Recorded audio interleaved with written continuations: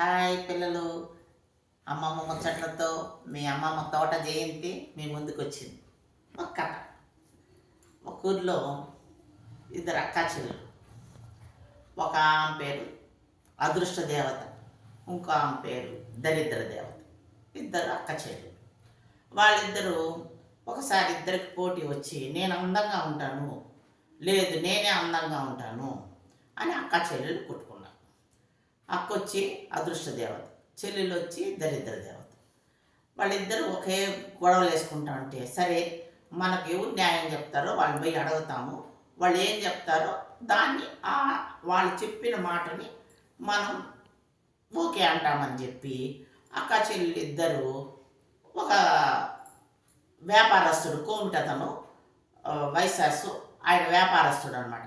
ఆయన ఇంటికి వెళ్ళారు ఇద్దరు అక్క చెల్లెలు ఇద్దరు వెళ్ళి అయ్యా అయ్యా మాకు ఒక సమస్య వచ్చింది, ఆ సమస్యని మీరు తీర్చాలి అని అడిగితే, చెప్పండి అమ్మా ఏం సమస్య అంటే, నేను అందంగా ఉంటాను నేను అంటున్నాను, మా చెల్లెలు నేను అందంగా ఉంటాను అనేసి మా చెల్లెలు అంటుంది, మా ఇద్దరిలో ఎవరు అందంగా ఉండారో నువ్వు చెప్పి న్యాయం చేయాలి మాకు అని చెప్పి అడుగుతారు అక్క చెల్లెలు ఇద్దరు.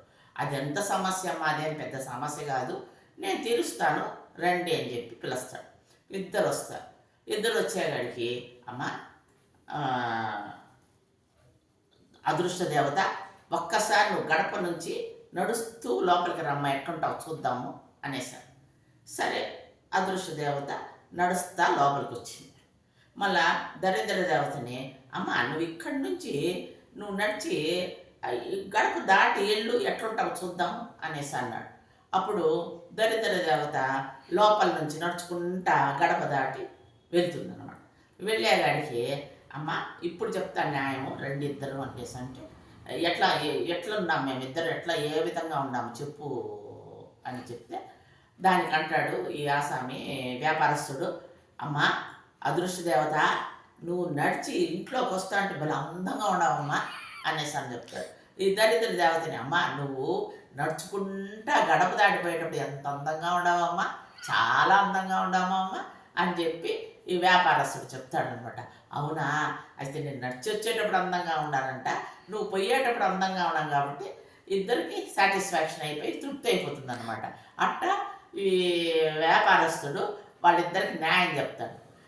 అది ఒక చిన్న కథ తల్లి. బాగుందా? బాయ్.